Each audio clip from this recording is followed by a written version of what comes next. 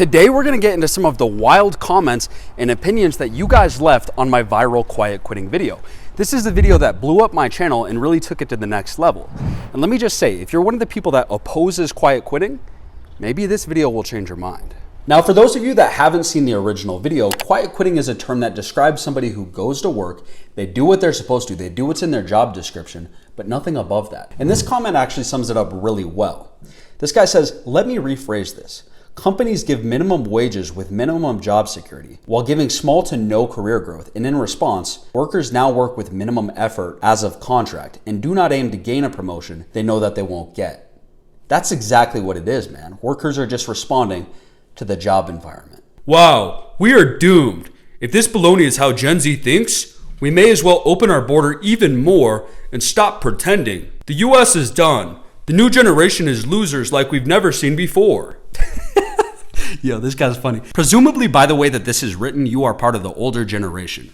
To which I would have to say, yo, all these problems that Gen Z have with the world today are based in reality. Wages have been stagnant for the last 40 years. Which generation was in power for that? Oh, your generation. Housing prices are the most unaffordable that they've been in 100 years. Which generation was in control to do that? Oh, you guys. Which generation printed like $8 trillion during COVID, basically devaluing everybody's labor? Oh, wait, that was your generation. And if you think about it, if we printed $8 trillion that didn't exist, and let's say the average Gen Z person gets paid $20 an hour on average, how much labor did they just steal from our generation for their stupid wars overseas? We're not old enough to make the policy, but yeah, the kids are the problem, right? It really is the best. I fired all of Gen Z, and it's very good to separate what's good from what's terrible. Continue to silent quit, Generation Z, and you'll all be homeless. Remember, we are in the era of automation. You have less value than you think. Dude, here's the thing that kills me about people like this, right? Presumably a CEO. Do you CEOs fail to realize if nobody has money, if nobody has jobs, who's going to buy your product? You as an entrepreneur will cease to exist if nobody has money to buy stuff. So when you guys are gloating, my robots are going to take your job. If everybody loses jobs to automation, who's going to buy your product? Or if everybody is making pennies on the dollar, how do you expect to make millions? It's so stupid. It's like, did you even think 2 steps ahead? Or did you just want to stunt on the kids? Well, I'll have money for a few months longer. Okay, and your business is going to crumble. We're all going to hurt. What's your point? Now, this comment is actually from Graham Stephan's reaction to my original quiet quitting video.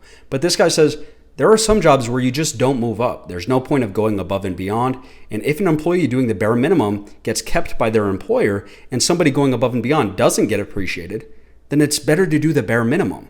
And even Graham Stephan, who's a CEO, says totally. The fact of the matter is, man, CEOs seem to lack understanding of human incentive. I don't know if it's like the broader economic policy of the United States, but it seems like a lot of CEOs don't seem to understand this. And I've worked at places like this, and management and the CEOs start to freak out like, why does nobody want to work hard for us anymore? Because there's no incentive to. Dude, just say that you don't want to get a job, lol. Getting a job is like kryptonite to Gen Z. The kids don't love working harder for less. Imagine that. The funny thing too is most Gen Z kids that I know are working 2 jobs. They're not just working 1 job, they're working 2. But yeah, getting a job is kryptonite, right? It's comments like this that blow my mind because it's like, hey, instead of addressing the issue at hand, I'm just gonna call you lazy. That's easier. Populist Trope says, the US practices corporate socialism. The capitalism is only for the workers and they keep us divided by shoving culture wars down our throat. I literally could not agree with this comment any more than I do.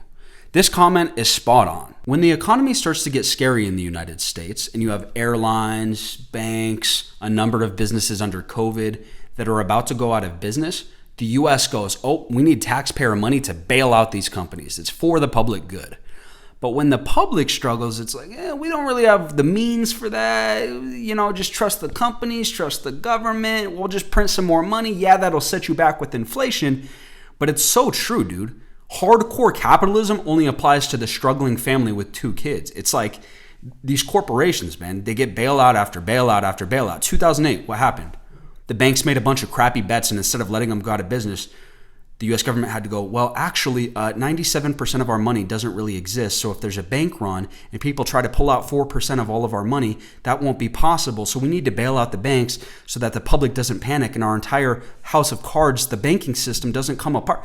It's the same thing over and over. And he's right. The culture wars is how they keep people divided over dumb issues instead of big issues like the fact that they printed all this money, the fact that the economy is literally fake. The US dollar might lose its reserve currency status. These are big deals, but they want you angry about a bathroom or angry about what somebody does in their bedroom. It's just nuts, dude. It's nuts. And people fall for it. That's the funny part.